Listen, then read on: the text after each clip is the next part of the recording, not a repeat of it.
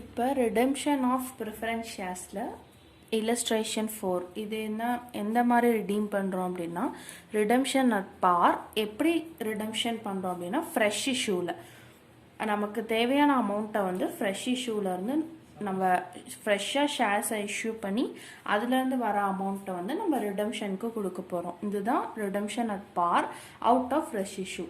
Fresh issue பண்ணி வர அமௌண்ட்டில் வந்து நம்ம பாரில் ரிடீம் பண்ண போகிறோம், பார் வேல்யூவில். இப்போ Modern Fibes Limited has part of its share capital as 5,000 redeemable preference shares of ₹100 each. இந்த Modern ஃபைபர்ஸுங்கிற கம்பெனியில் 5,000 redeemable preference shares இருக்குது. ஒரு ஷேரோட வேல்யூ 100. அப்போ 5,000 into 100 5 lakh. 5 lakh வேல்யூஸ்க்கானது இருக்குது. When the share become due for redemption, the company decided that the whole amount will be redeemed out of a fresh issue of equal amount of equity share ₹10 each. Show the journal entry in the books of the company. The company என்ன பண்ணுறாங்க அப்படின்னா full அமௌண்ட்டையும் redeem பண்ணுறதுக்கு தேவையான 5 lakhஸையுமே fresh issue பண்ணி redeem பண்ணிக்க போகிறாங்க. அந்த fresh issue வந்து எப்படி பண்ணுறாங்கன்னா ஈக்விட்டி ஷேர்ஸாக ஒரு ஷேரோட value 10.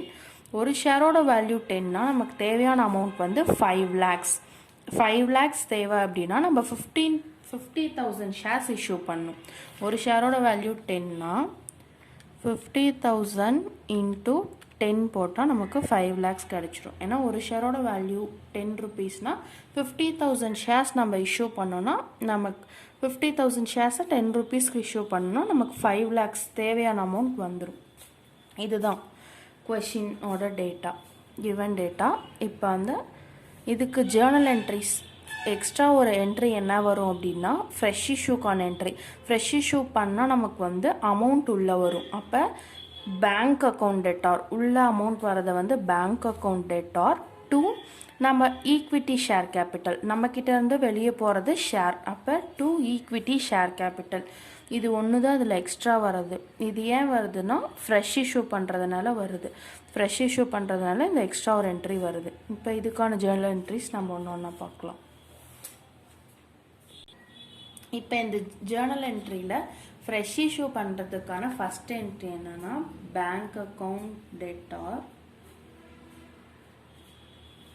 Bank account debtor to என்ன ஷேர் இஷ்யூ பண்ணுறோன்னா equity share, equity share capital account.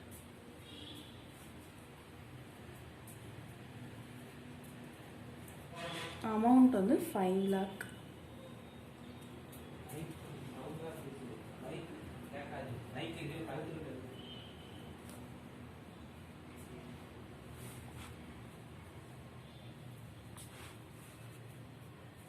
இதுக்கான நரேஷன் வந்து பீயிங் ஃப்ரெஷ் இஷ்யூ மேடு, பீயிங் ஃப்ரெஷ் இஷ்யூ மேடு. இதுதான் இதுக்கான சிம்பிள் நரேஷன். இப்போ ஃபஸ்ட்டு நம்ம பேங்க் அக்கௌண்ட் அமௌண்ட் உள்ளே வருது, ஷேர்ஸ் வெளியே போகுது. Bank account debtor to equity share capital account. நமக்கு தேவையான அமௌண்ட் வந்து 5 lakhs. நெக்ஸ்ட்டு இதுக்கு இப்போ 5 lakhs வந்து நம்ம பாரில் ரிடீம் பண்ணுறதுனால இது அப்படியே நம்ம redeemable preference share, redeemable preference shares account, preference share capital account debtor to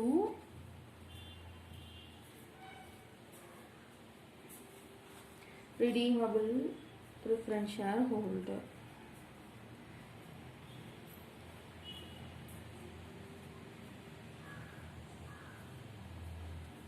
எவ்வளோ அதே அமௌண்ட் தான் 5 lakh.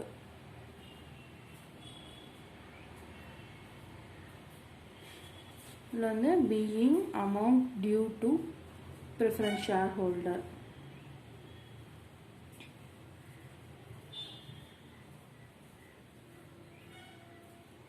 இப்போ நம்ம இந்த அமௌண்ட்டை அவங்கவுங்க பர்டிகுலர் பேங்க் அக்கௌண்ட்க்கு ட்ரான்ஸ்ஃபர் பண்ணுறது.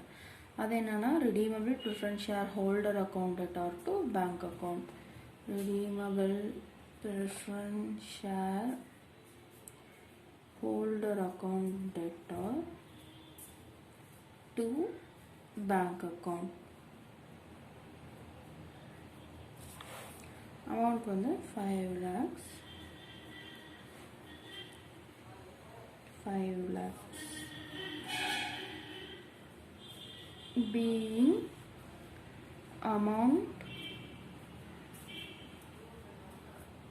paid to PSH. அதில் ஃப்ரெஷ் இஷ்யூக்கான எக்ஸ்ட்ரா ஒரு என்ட்ரி தான் வரும், மீதி பாரில் வரதுனால அப்படியே நம்ம என்ட்ரிஸ் போட்டுற வேண்டியது தான். பழைய என்ட்ரிஸ் எப்படியோ அதே மாதிரி என்ட்ரிஸ் போட்டால் இந்த இல்லஸ்ட்ரேஷன் முடிஞ்சுது. இதில் வந்து ஃப்ரெஷ் இஷ்யூ பண்ணுறதுக்கு எத்தனை ஷேர் நம்ம இஷ்யூ பண்ணுறோம் அப்படிங்கிறத மென்ஷன் பண்ணல. கொடுத்துருக்க ஷேர் வேல்யூவை வச்சு நம்மளே எத்தனை ஷேர் இஷ்யூ பண்ணுறோங்கிறத நம்மளே அசியூம் பண்ணிக்கணும். அது மட்டும் நம்ம தெரிஞ்சுட்டா கரெக்டாக சம் போட்டுடலாம். இதோட இல்லஸ்ட்ரேஷன் 4 முடிஞ்சுது. இப்போ நெக்ஸ்ட்டு இல்லஸ்ட்ரேஷன் 6.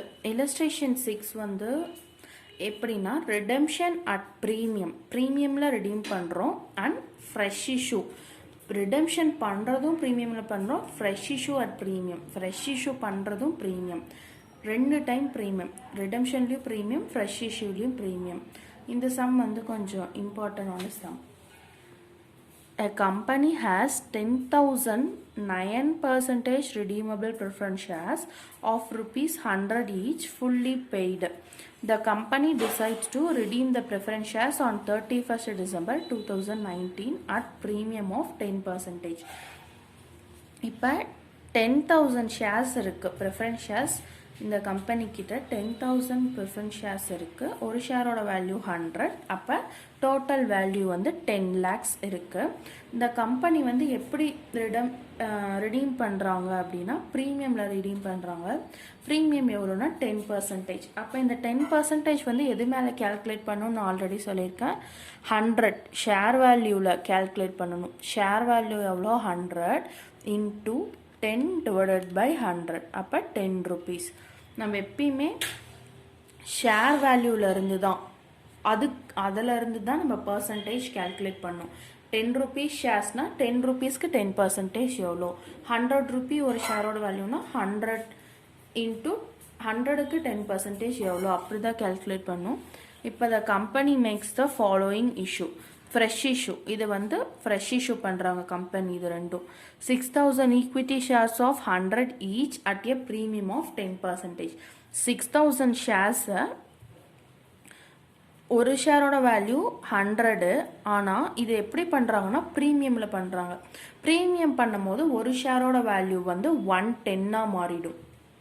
ஏன்னா நம்ம 100க்கு மேலே 10% கால்குலேட் பண்ணோன்னா 110. அப்போ ஒரு ஷேரோட வேல்யூ வந்து 110. Next 4,008% debenture of ₹100 each. டிபென்ச்சருங்கிறது வந்து நமக்கு லயபிலிட்டி. ஆனால் நம்ம டிபென்ச்சர் வழியாகவும் நமக்கு வந்து நம்மளோட கேபிட்டலை நம்ம ரைஸ் பண்ணிக்கலாம். டிபென்ச்சரை ஃப்ரெஷ்ஷாக இஷ்யூ பண்ணியும் நம்மளோட கேபிட்டலை கம்பெனியோட கேபிட்டல் வந்து ரைஸ் பண்ணிக்கலாம். இது வந்து 4,008% டிபென்ச்சர். ஒரு டிபென்ச்சரோட வேல்யூ வந்து 100 rupees. The issue was fully subscribed and allotment were made. The redemption was duly carried out. The company has sufficient profit. இப்போ வந்து இந்த கம்பெனி கிட்ட சஃபிஷியண்ட்டாக இருக்கிறத விட எப்பயுமே அதிகமாகவே ப்ராஃபிட் இருக்குது. கம்பெனிக்கிட்ட ரொம்ப அதிகமாகவே தேவையான அளவு ப்ராஃபிட் இருக்குது. You are required to give the necessary entry. இதுக்கு நம்ம ஜேர்னல் என்ட்ரிஸ் மட்டும் பாஸ் பண்ணால் போதும். இப்போ இந்த ஜேர்னல் என்ட்ரிஸ் என்னன்ட்டு பார்க்கலாம். இப்போ ஃபஸ்ட்டு ஃப்ரெஷ் இஷ்யூ பண்ணுறாங்க. ஃப்ரெஷ் இஷ்யூ எது பண்ணுறாங்கன்னா ஷேர் கேபிட்டல் ஷேரும் ஈக்விட்டி ஷேரும் பண்ணுறாங்க, டிபென்ச்சர்ஸும் இஷ்யூ பண்ணுறாங்க. அப்போ ஃபஸ்ட்டு உள்ள நமக்கு வந்து ஃபஸ்ட்டு ஈக்விட்டி ஷேர் பண்ணுறதுக்கான என்ட்ரி இது என்னன்னா பேங்க் அக்கௌண்ட் டெட்டார். உள்ளே வந்து நமக்கு அமௌண்ட் வருது, வெளியே வந்து ஷேர் கேபிட்டல் போகுது. ஆனால் இங்கே இன்னொரு வேர்ட் மென்ஷன் பண்ணியிருக்காங்க, என்னன்னா ப்ரீமியமில் பண்ணுறாங்க. ப்ரீமியமில் பண்ணும் போது அது வந்து 2 செக்யூரிட்டிஸ் ப்ரீமியம் எவ்வளோ அப்படிங்கிறதும் என்ட்ரியில் காட்டணும். இப்போ ஈக்விட்டி ஷேர் வந்து எவ்வளோனா 6,000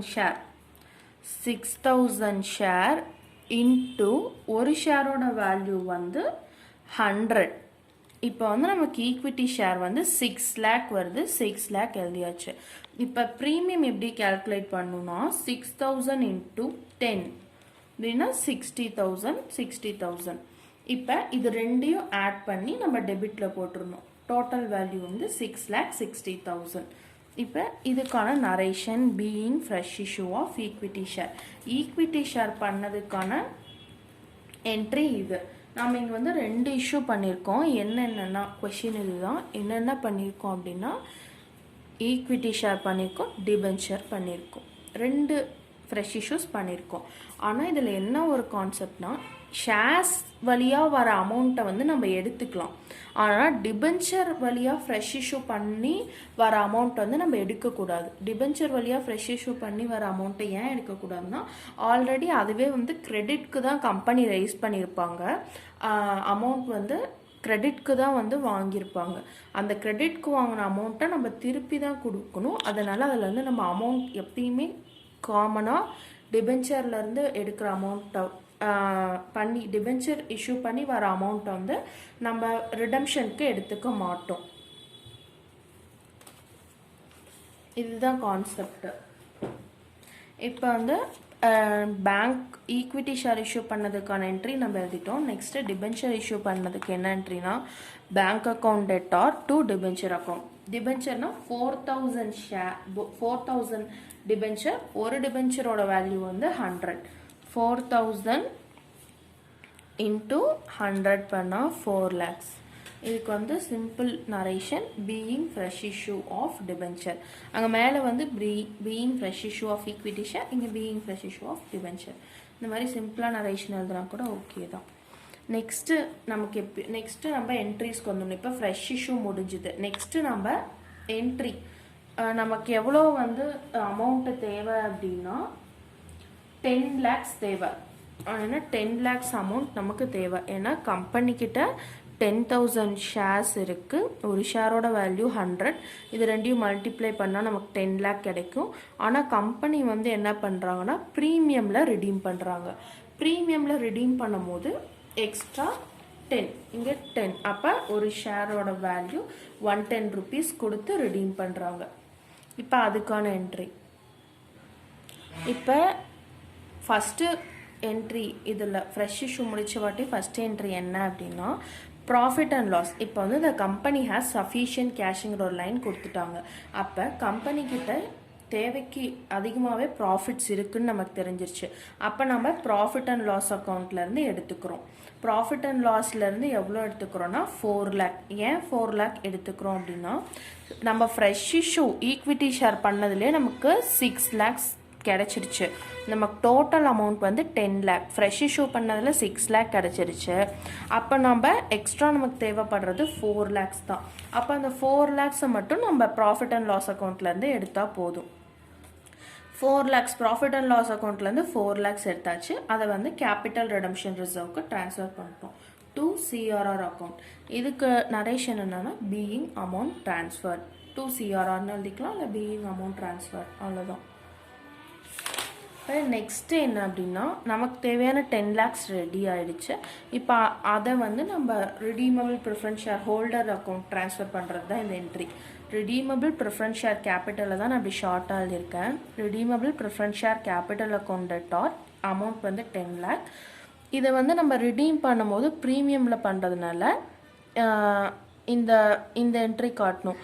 இப்போ 10,000 ஷேர்ஸ் இருக்குன்னா 10,000 ஷேர்ஸ் இன்ட்டு 10 போடணும்.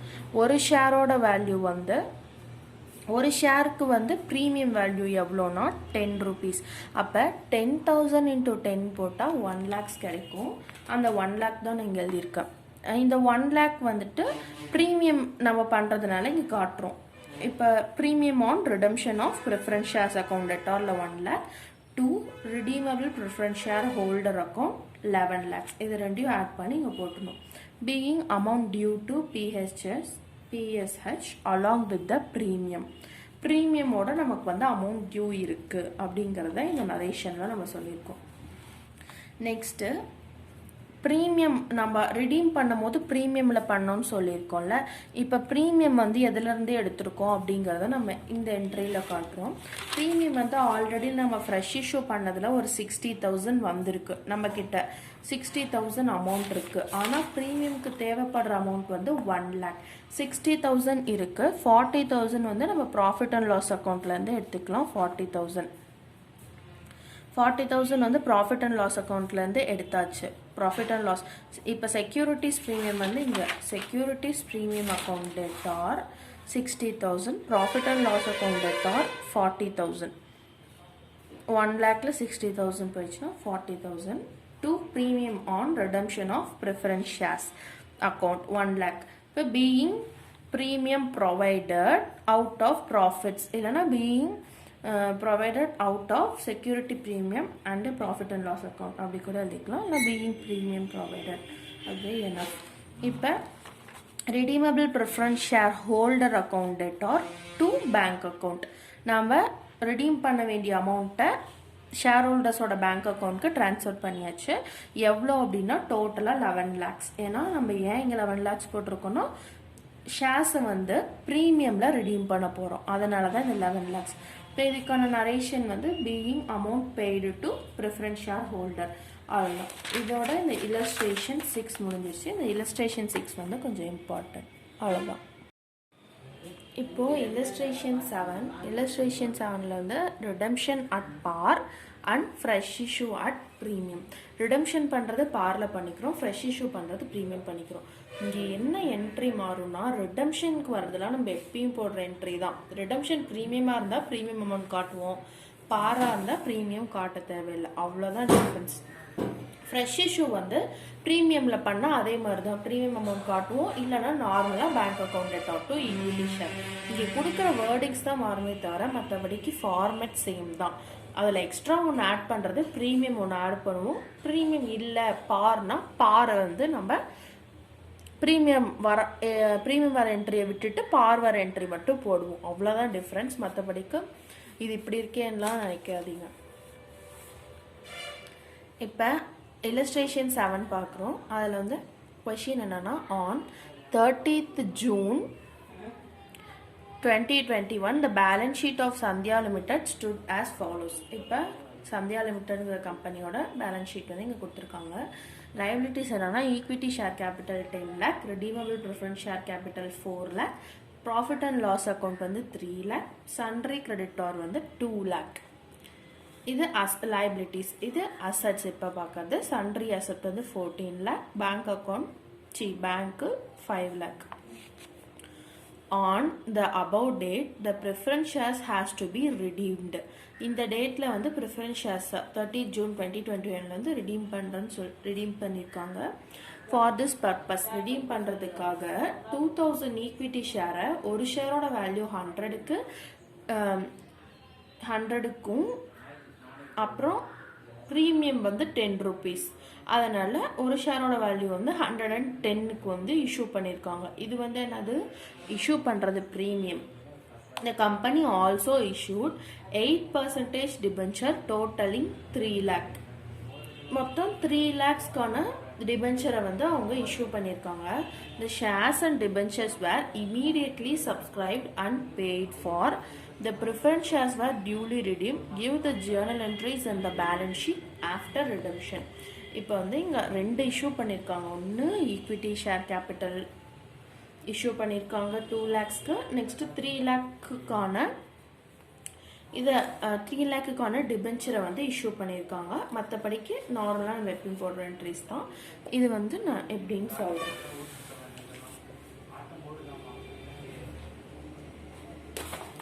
இப்போ இதுக்கான ஃபஸ்ட்டு என்ட்ரி என்னன்னா, ஃபஸ்ட்டு நம்ம இஷ்யூ பண்ணியிருக்கிறது என்னது ஈக்விட்டி ஷேர் கேபிட்டல். அதை வந்து எப்படி இஷ்யூ பண்ணியிருக்கோம்னா ப்ரீமியமில் பண்ணியிருக்கோம்.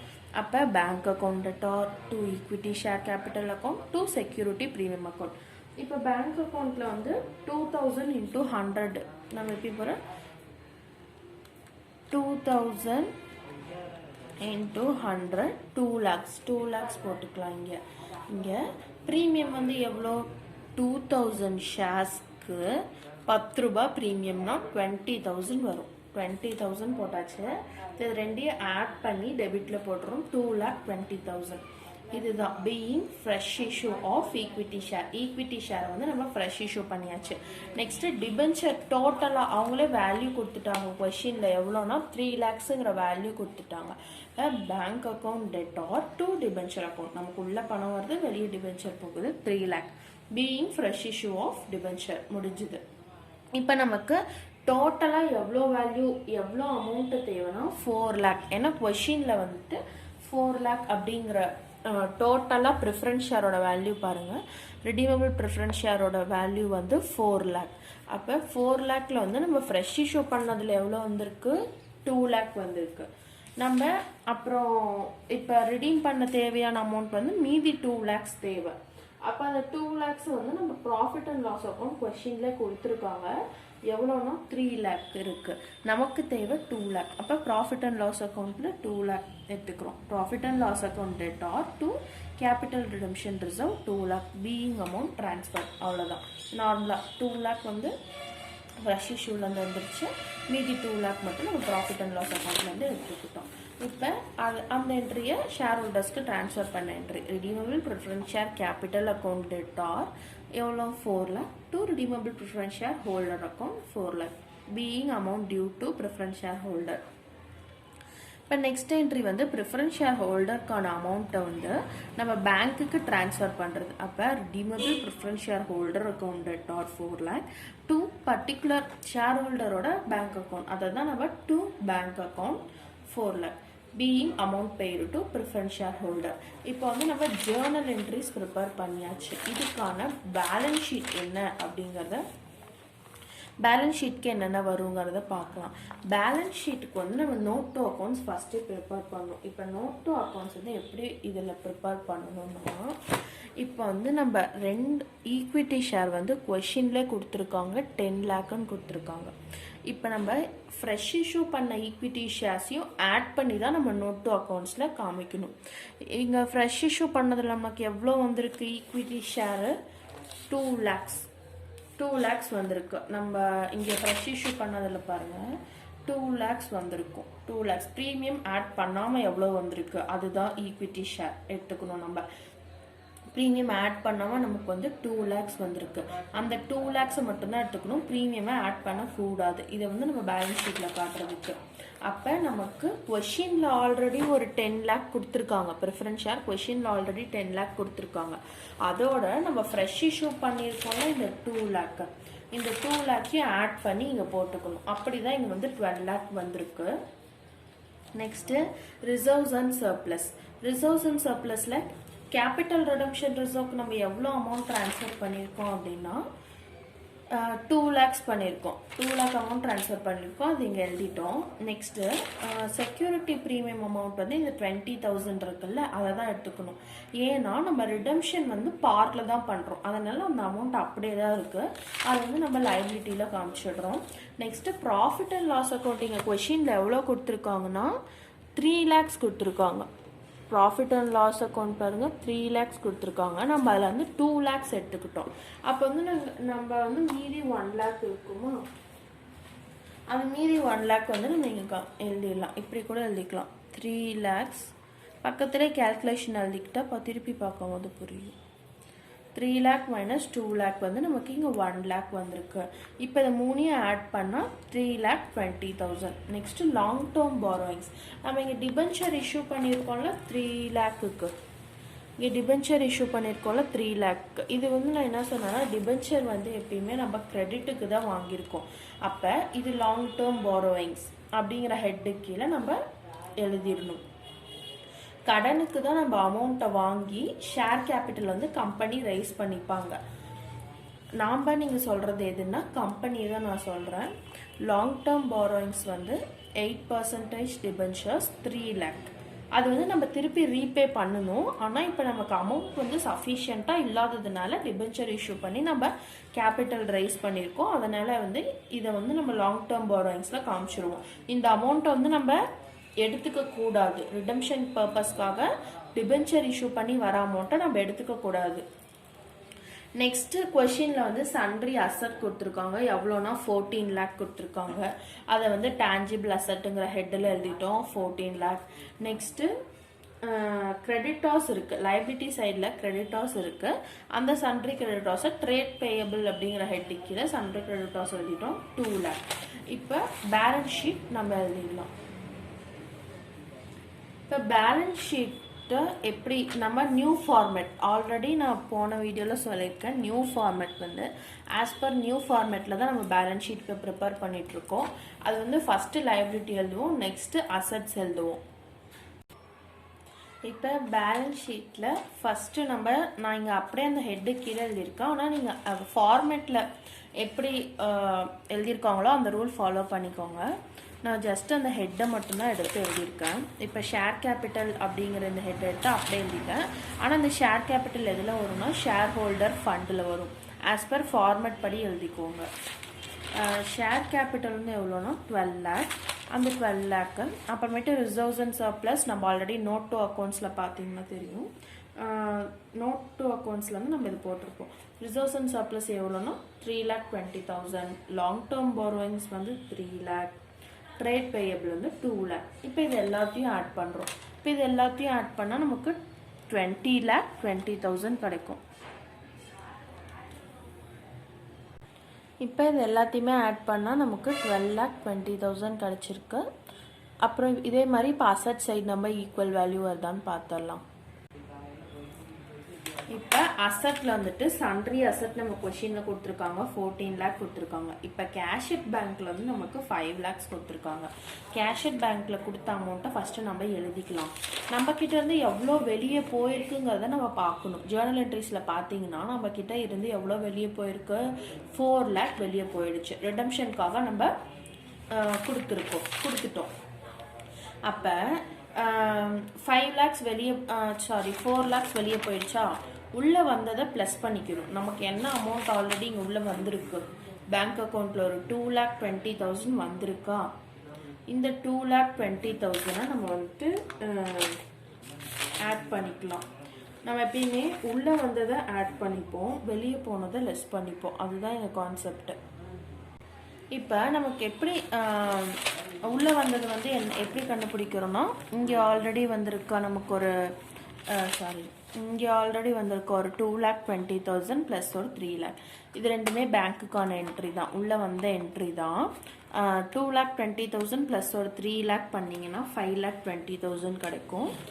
நம்மக்கிட்ட ஆல்ரெடி கொஷினில் கொடுத்துருக்க அமௌண்ட் வந்து 5 லேக். ஆனால் உள்ளே வந்த அமௌண்ட் வந்து 5,20,000. ரெண்டையும் ப்ளஸ் பண்ணிக்கிறோம். Debit what comes in. அதே மாதிரி உள்ளே வரதை நம்ம ஆட் பண்ணிப்போம், வெளியே போகிறத மைனஸ் பண்ணிப்போம். 5,20,000 வந்து ரெண்டையும் ஆட் பண்ணிட்டோம். ஆட் பண்ணிவிட்டு 4 லேக்ஸை மைனஸ் பண்ணால் 6,20,000. இப்போ 14 லேக் கூட 6,20,000 பண்ணால் 12,20,000. இப்போ நமக்கு ரெண்டு சைடும் டேலி ஆகிடுச்சு. இல்லஸ்ட்ரேஷன் 7 வந்து இவ்வளோ தான். நமக்கு நம்ம மெயினாக பார்க்கணுன்னா ஃப்ரெஷ் இஷ்யூ என்னென்ன பண்ணியிருக்கோம். மெயினாக நம்ம ஃப்ரெஷ் இஷ்யூ பண்ணுறதுல ஷேர் ஈக்விட்டி ஷேர் பண்ணுவோம், டிபென்ச்சர் பண்ணுவோம். டிபென்ச்சர் பண்ணனா டிபென்ச்சர்லேருந்து வர அமௌண்ட்டை தொடவே கூடாது, ஜஸ்ட் என்ட்ரியாக மட்டும்தான் காமிக்கணும். அதை எங்கே திருப்பி நம்ம காமிப்போம்னா பேலன்ஸ் ஷீட்டில் மட்டும்தான் காமிப்போம். டிபென்ச்சர்ஸை வந்து எக்காரணத்துக்கு ஒன்று ரிடம்ஷன் பர்பஸ்க்காக எடுத்துடாதீங்க. ஈக்விட்டி ஷேர்ஸ் வழியாக வர அமௌண்ட்டை மட்டும்தான் எடுத்துப்போம், டிபென்ச்சரை எடுத்துக்க கூடாது. அதுதான் ப்ரொசீஜர். இதோட இல்லஸ்ட்ரேஷன் 7 முடிஞ்சுது. நெக்ஸ்ட்டு நம்ம இல்லஸ்ட்ரேஷன் 8 பார்க்கலாம். இது ரெண்டுமே இம்பார்ட்டன்ட் சம்ஸ். illustration 8 என்னன்னா redemption at premium partly out of fresh issue and partly out of profit. fresh issueல இருந்தும் எடுத்துக்கிறோம், ஃப்ரெஷ் இஷ்யூ பண்ணியும் அமௌண்ட் எடுத்துக்கிறோம், ப்ராஃபிட்டில் இருந்தும் அமௌண்ட் எடுத்துக்கிறோம். பாதி ஃப்ரெஷ் இஷ்யூவில் இருந்தும் பாதி ப்ராஃபிட்டில் இருந்தும். அதுதான் இதோட மீனிங். ரிடம்ஷன் வந்து எப்படி பண்ணுறோன்னா ப்ரீமியமில் பண்ணுறோம். ரிடம்ஷன் வந்து ப்ரீமியமில் பண்ணுறோம். அந்த ரிடம்ஷனுக்கு வந்து நம்ம இது ரெண்டில் இருந்தும் நம்ம பாதி அமௌண்ட்ஸ் எடுத்துக்கிறோம் அப்படிங்கிறது அதோட மீனிங். illustration 8 important sum தான். Tyler Limited has an authorized capital of 8 lakh comprising 2,006% redeemable preference shares of 100 each and 6,000 equity shares of 100 each. Authorized capital அப்படிங்கிறது வந்து நம்ம ப்ரிஃபரன்ஸ் ஷேர்ஸ்க்கு எடுத்துக்க மாட்டோம். இதில் இருக்க ப்ரிஃபரன்ஸ் ஷேர்ஸை பார்த்து கன்ஃபியூஸ் ஆகிடாதீங்க. நம்ம சம்மில் பேலன்ஸ் ஷீட்டில் என்ன ப்ரிஃபரன்ஸ் ஷேர்ஸ் பெய்டப் இங்கே மெயினாக 2 இருக்கும்.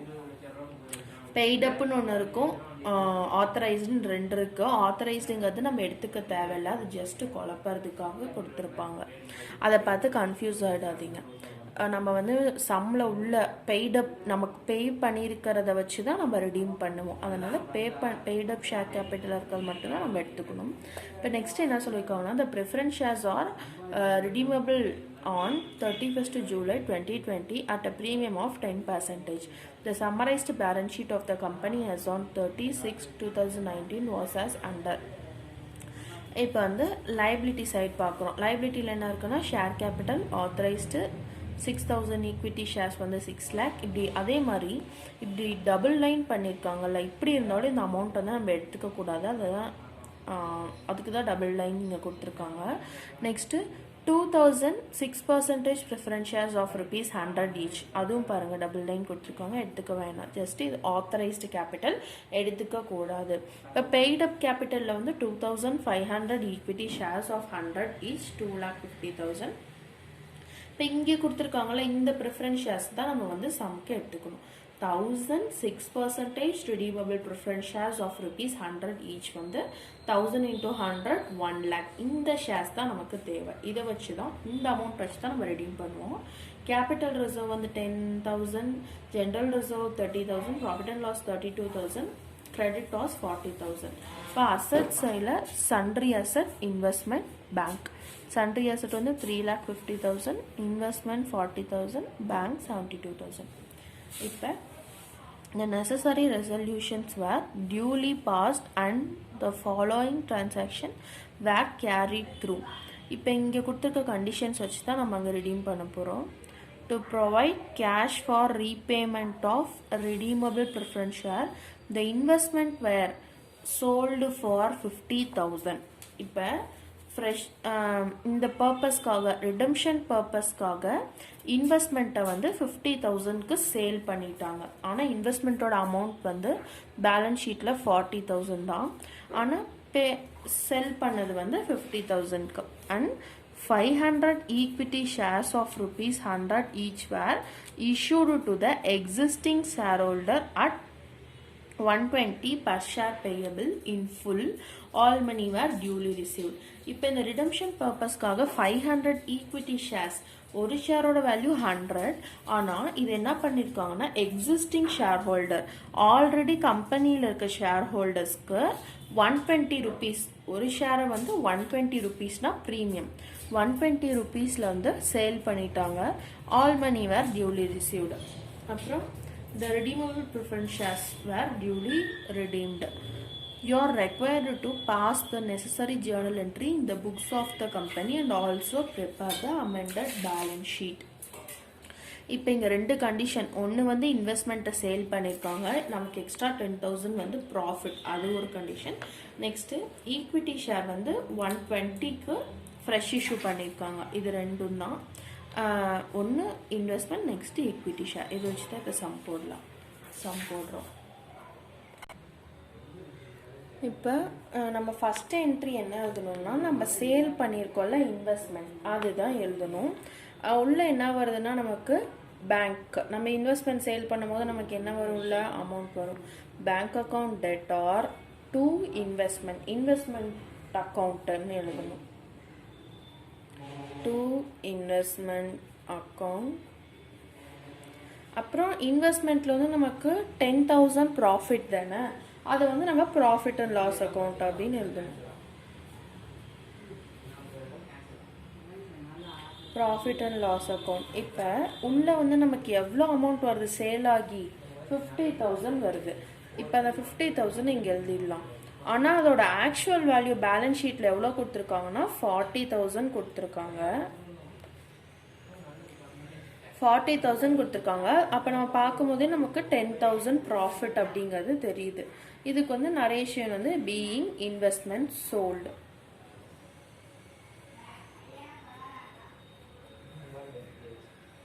நரேஷன் எப்பயுமே எழுதும்போது பீயிங்கிற வேர்ட் வந்து ஃபஸ்ட்டு ஆட் பண்ணிக்கோங்க.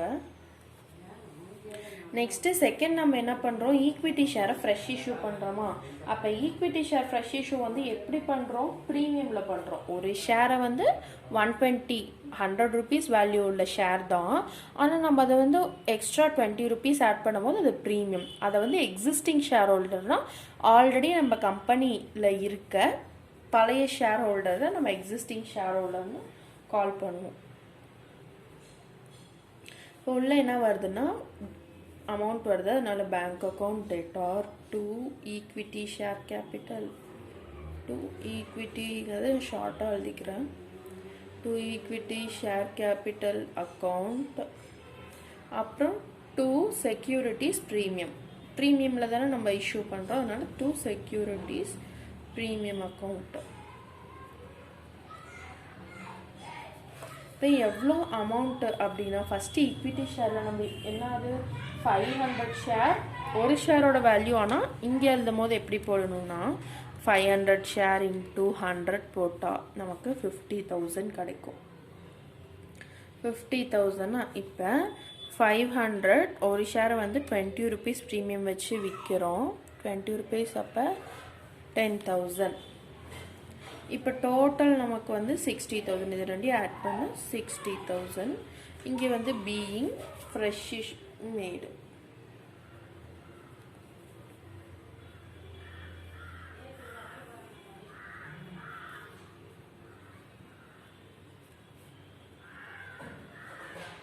அப்படிங்கிற என்ட்ரி இங்கே காமிச்சிட்டோம். நெக்ஸ்ட்டு இப்போ நம்ம பண்ண 2 என்ட்ரியுமே காமிச்சாச்சு. இப்போ நம்ம ஈக்விட்டி ஷேர் கேபிட்டலில் இருக்க அமௌண்ட் மட்டும்தான் எடுத்துப்போம், இன்வெஸ்ட்மெண்ட்லேருந்து வந்த அமௌண்ட்டை எடுத்துக்கக்கூடாது. ஆனால் ஆல்ரெடி சொன்னதுன்னா டிபென்ச்சர்லேருந்து எடுத்துக்கக்கூடாது, டிபென்ச்சர்லேருந்து நம்ம வந்த அமௌண்ட்டை எடுத்துக்கக்கூடாது, ப்ளஸ் இங்கே இன்வெஸ்ட்மெண்ட்டில் வந்திருக்க அமௌண்ட்டை எடுத்துக்கக்கூடாது. இப்போ ஃபஸ்ட்டு என்ட்ரி என்ன நம்ம எப்பயுமே எழுதுறது தான். இங்கே கொஷினில் வந்து ஜென்ரல் ரிசர்வும் இருக்குது, ப்ராஃபிட் அண்ட் லாஸும் இருக்குது. ஆனால் நமக்கு தேவையான அமௌண்ட் வந்து 1 lakh தான். 1 lakh தான். ஆனால் இங்கேயே நமக்கு 50,000 இருக்குது. மீதி 15,000 மட்டும் ப்ராஃபிட் அண்ட் லாஸ் அக்கௌண்ட்டில் ஜென்ரல் ரிசர்வ் வந்து எடுத்தால் போதும். அப்புறம் இப்போ ஜென்ரல் ரிசர்வ்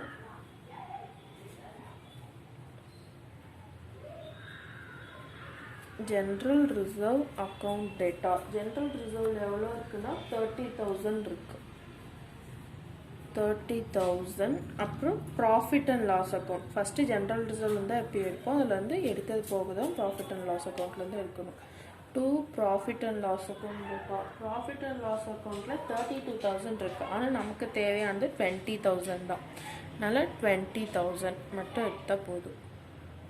அப்புறம் டு இதை வந்து கேபிட்டல் ரெடம்ஷன் ரிசர்வுக்கு ட்ரான்ஸ்ஃபர் பண்ணும். TCRR வந்து 50,000. இங்கே வந்து பீயிங் அமௌண்ட் ட்ரான்ஸ்ஃபர்ட். எதுக்கு ட்ரான்ஸ்ஃபர் பண்ணியிருக்கோம், கேபிட்டல் ரிடம்ஷன் ரிசர்வுக்கு ட்ரான்ஸ்ஃபர் பண்ணியிருக்கோம். அதுதான் நான் ஷார்ட்டாக பீயிங் அமௌண்ட் ட்ரான்ஸ்ஃபர்ட் அப்படின்னு எழுதியிருக்கேன். இப்போ நம்ம ஜென்ரல் ரிசர்வில் ஆல்ரெடி இது இருக்குது, 30,000 இருக்குது. ப்ராஃபிட் அண்ட் லாஸ் அக்கௌண்ட்டில் நமக்கு தேவையான அமௌண்ட் வந்து 20,000 மட்டும் எடுத்துக்கிட்டேன். அப்புறம் டு CRR அக்கௌண்ட் 50,000. இதுக்கான கொஷின்ஸ் வந்து நான் வேணுன்னா உங்களுக்கு ஃபோட்டோவாக நான் கடைசியில் ஆட் பண்ணுறேன், அது பார்த்துக்கோங்க. இப்போ நெக்ஸ்ட் என்ட்ரி என்னென்னா ப்ரீமியமில் தான் நம்ம ரிடம்ஷன் பண்ண போகிறோம், அதனால் ப்ரீமியமும் இதில் காட்டணும். அப்போ redeemable preference share capital account debtor எவ்வளோனா 1 lakh. Premium on redemption of preference shares account debtor. இதில் நமக்கு எவ்வளோனா இப்போ 1000 ஷேர்ஸ் நம்மக்கிட்ட இருக்குது. 1000 ஷேர்ஸ் இன்ட்டு ஒரு ஷேருக்கு வந்து 10%னா இப்போ 10 rupee, 100க்கு 10%னா 10 rupee. இப்போ 10,000 அமௌண்ட் வந்து 10,000. 1000 ஷேர், ஒரு ஷேருக்கு 10 rupees ப்ரீமியம்னா 1000 into 10 போட்டால் நமக்கு 10,000 கிடச்சிரும். To redeemable preference share holder account. இப்போ 1,10,000. இது வந்து being amount due to PSH. Preference share holder தான் அப்படி எழுதியிருக்கேன். இங்கே வந்து redeemable preference share capital account debtor redeemable preference share premium on redemption of preference shares account debtor. இதில் நான் ஷார்ட்டாக எழுதியிருக்கேன் to redeemable preference share holder account. இது நம்ம ஆல்ரெடி எப்பயுமே போடுற அதே என்ட்ரி தான். ப்ரீமியம் மட்டும் எக்ஸ்ட்ரா. இப்போ ப்ரீமியம் எதுலேருந்து எடுத்தோம் அப்படிங்கிற என்ட்ரியை நம்ம இங்கே காட்டணும். ப்ரீமியம் எதுலேருந்து எடுத்திருக்கோம் அப்படின்னா இங்கே நம்ம ஆல்ரெடி பண்ணி 10,000 நம்ம இஷ்யூ பண்ணதுலேருந்து இங்கே ஆல்ரெடி பாருங்கள் 10,000 வந்திருக்கு. நம்ம ஃப்ரெஷ் இஷ்யூ பண்ணோம்ல அதுலேருந்து இருந்திருக்க 10,000 நம்ம எடுத்துக்கலாம். அப்போ வந்து இங்கே என்ன போட்டுக்கலாம்னா செக்யூரிட்டிஸ் ப்ரீமியம் அக்கௌண்ட்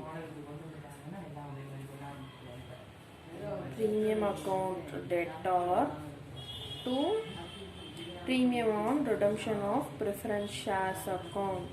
இப்போ எவ்வளோ அமௌண்ட்டு நமக்கு ப்ரீமியம் வந்து 10,000 தானே, அதை மட்டும் இங்கே காமிச்சா போதும். இப்போ இங்கே வந்து நரேஷன் நம்ம சிம்பிளாக எழுதிக்கலாம். Being premium provider, being premium provider, அவ்வளோதான். இதை மட்டும் காமிச்சா போதும். செக்யூரிட்டிஸ் ப்ரீமியம் அக்கௌண்ட் டெட்டார் எவ்வளோ 10,000 to premium on redemption of preference shares அது எழுதிட்டோம். இப்போ redeemable preference share holder account debtor to bank account, redeemable preference share holder account debtor to bank account particular பர்சனோட இதுக்கு நம்ம ட்ரான்ஸ்ஃபர் பண்ணிட்டோமா. இப்போ அதுக்கு எவ்வளோ பண்ணியிருக்கோம் 1,10,000 இன்ட்டு 1,10,000 இந்த அமௌண்ட் தான். இப்போ being amount paid to preference share holder, அவ்வளோதான். இதோட ஜேர்னல் என்ட்ரிஸ் முடிஞ்சது. இப்போ நம்ம வந்து நோட் டு அக்கௌண்ட்ஸ் ப்ரிப்பேர் பண்ணலாம். ஏன்னா இது வந்து நம்ம பேலன்ஸ் ஷீட்டும் நம்ம வந்து இங்கே போடணும். அதனால் இப்போ note to accounts first prepare பண்ணிக்கலாம்.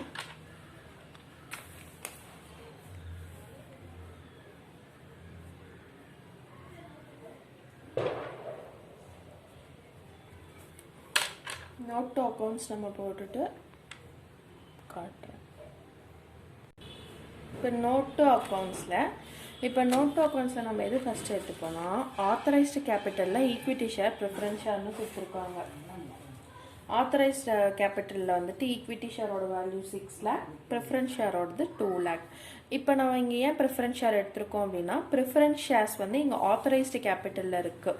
பெய்டப்போ தான் நம்ம ரெடீம் பண்ணுறோம். ஆனால் ஆத்தரைஸ்டு கேபிட்டலில் இருக்க ப்ரிஃபரன்ஸ் ஷேரை வந்து நம்ம கேபிட்டலில் காட்டலாம். அதனால் 6 lakh 2 lakh ரெண்டும் எடுத்து போட்டுட்டோம். நெக்ஸ்ட்டு பெய்டப் கேபிட்டல் வந்து ஈக்விட்டி ஷேரில் எவ்வளோ இருக்குன்னா 2,50,000 இருக்கும். கொஷினில் பார்த்தீங்கன்னா 2,50,000 வந்து ஈக்விட்டி ஷேர் கேபிட்டல். நம்ம ஃப்ரெஷ் இஷ்யூ பண்ணோம்ல அதுலேருந்து ஒரு 50,000 அமௌண்ட் வந்திருக்கும். ரெண்டையும் ஆட் பண்ணால் எப்பயுமே நான் ஆல்ரெடி சொல்லியிருக்கேன், நம்ம ஃப்ரெஷ் இஷ்யூ பண்ணி வர ஈக்விட்டி ஷேர் வேல்யூ வந்து ஃப்ரெஷ் இஷ்யூ பண்ணி வரதுலேருந்தும் நம்ம எடுத்துக்கணும். அப்போ 2,50,000 ப்ளஸ் ஒரு 50,000 3 lakh அமௌண்ட்டு வந்துருச்சு. இது எப்படி வந்துச்சுன்னு இப்போ நம்மளுக்கு தெரியும். நெக்ஸ்ட்டு ரிசர்வ்ஸ் அண்ட் சர்ப்ளஸில் வந்துட்டு பார்க்குறோம். கொஷினில் பாருங்கள் கேபிட்டல் ரிசர்வ் கொடுத்துருப்பாங்க. கேபிட்டல் ரிசர்வ் எவ்வளோ அதோட வேல்யூனா 10,000 கொடுத்துருப்பாங்க. ப்ராஃபிட் அண்ட் லாஸ் அக்கௌண்ட் எவ்வளோ கொடுத்துருப்பாங்கன்னா 32,000 கொடுத்துருப்பாங்க. ஆனால் ப்ராஃபிட் அண்ட் லாஸ் அக்கௌண்ட்டில் வந்துட்டு எப்படி இங்கே 22,000 வந்துச்சு அப்படின்னா ஃபஸ்ட்டு நம்மக்கிட்ட 32,000 இருக்கா, நம்ம 32,000 நம்மக்கிட்ட இருக்குது. அதை இதில் வந்து நம்ம என்ன பண்ணியிருக்கோம் 20,000 வந்து நம்ம ப்ராஃபிட் அண்ட் லாஸ் அக்கௌண்ட்லேருந்து எடுத்திருக்கோமா ரெடமிஷன் பர்பஸ்க்காக. அந்த 20,000 வந்து நம்ம லெஸ் பண்ணிடணும். 20,000 வந்து 32,000லேருந்து 20,000 லெஸ் பண்ணிடணும்.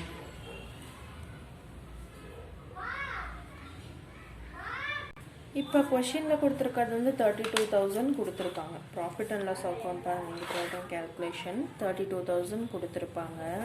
நம்ம ரிடம்ஷன் பர்பஸ்க்காக 20,000 எடுத்துட்டோம். 20,000 லெஸ் பண்ணியாச்சு. 20,000 லெஸ் பண்ணிட்டோம். இப்போ 32,000ல் 20,000 போயிடுச்சு. ஆனால் நமக்கு இந்த ப்ராஃபிட் இன்வெஸ்ட்மெண்ட் சேல் பண்ணதில் வந்து 10,000 ப்ராஃபிட் வந்திருக்கு. அதனால் இப்போ நம்ம என்ன பண்ணலாம்னா 32,000ஓட ஒரு 10,000 ஆட் பண்ணால் 42,000 ஆகிடுமா. 42ல் 22 போயிடுச்சுன்னா மீதி 22,000.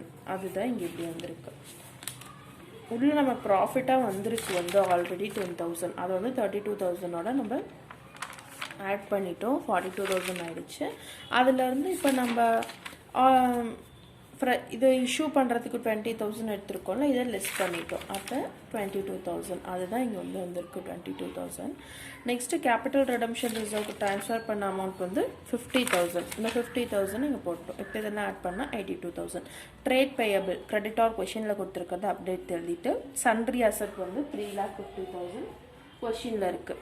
அவ்வளோதான். இப்போ ஸ்ட்ரைட்டாக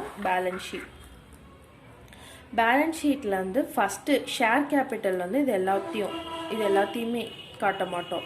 நம்ம முன்னே சொன்னால் ஆத்தரைஸ்டு கேபிட்டல் வந்து நம்ம ஜஸ்ட்டு இருக்குங்கிற வேல்யூஸை மட்டும்தான் காட்டுவோம். ஆனால் இங்கே கொஷினில் எடுக்கிறது வந்து பெய்டப் கேபிட்டல் தான் காட்டுவோம். பெய்டப் கேபிட்டல் பாருங்கள், இங்கே நோட் டு அக்கௌண்ட்ஸில் 3 lakh இருக்கா, இந்த 3 lakh தான் வந்துட்டு இங்கே போட்டிருக்கோம் ஷேர் கேபிட்டலில். ரிசர்வ்ஸ் அண்ட் சர்ப்ளஸில் வந்து இங்கே 82,000 இருக்குது, அந்த 82,000 தான் இது. Next trade payable 40,000. இப்போ இதெல்லாம் ஆட் பண்ணால் 4,22,000. டேஞ்சிபிள் அசட், இப்போ அசட்டில் வந்து டேஞ்சிபிள் அசட் வந்து 3,50,000 அது எழுதியாச்சு. நெக்ஸ்ட்டு கேஷட் பேங்க் வந்து கொஷினில் எவ்வளோ இருக்குன்னா, கேஷட் பேங்க்கு கொஷினில் வந்துட்டு பேங்க் வந்து 72,000 இருக்குது. இங்கே 72,000 எழுதிக்கலாம். 72,000 இங்கே ஆல்ரெடி நமக்கு எவ்வளோ உள்ளே வந்திருக்குன்னா, இந்த பேங்க் அக்கௌண்ட் 50,000 உள்ளே வந்திருக்கு ப்ளஸ் 60,000. அப்போ 50 + 60 வந்து 110 1,10,000. அப்போ 72,000 போயிடுச்சுன்னா உள்ளே வந்திருக்க அமௌண்ட்டில் 72,000 நம்ம லெஸ் பண்ணிக்கணும். அதில் எப்படின்னா இது ஒரு நிமிஷம் இருங்க. இப்போ இங்கே 72,000 நமக்கு இருக்குது. உள்ளே வந்த அமௌண்ட் எவ்வளோன்னா 50,000 அப்புறம் 60,000 வந்து உள்ளே வந்திருக்கு. இது ரெண்டு பாருங்கள், இங்கே 50,000, இங்கே வந்து 50,000, இங்கே 60,000. இப்போ இது ரெண்டையும் ஆட் பண்ணிட்டா, இப்போ இது எல்லாத்தையும் நம்ம ஆட் பண்ணிக்கலாம். 72 அப்புறம் 50 அப்புறம் 60 1,82,000 வந்துருச்சா. இப்போ இதில் வந்து எவ்வளோ நம்ம திருப்பி ரிடம்ஷன் பர்பஸ்க்காக வெளியே போயிருக்கு 1,10,000. இப்போ அதை மைனஸ் பண்ணிட்டா அவ்வளோதான்.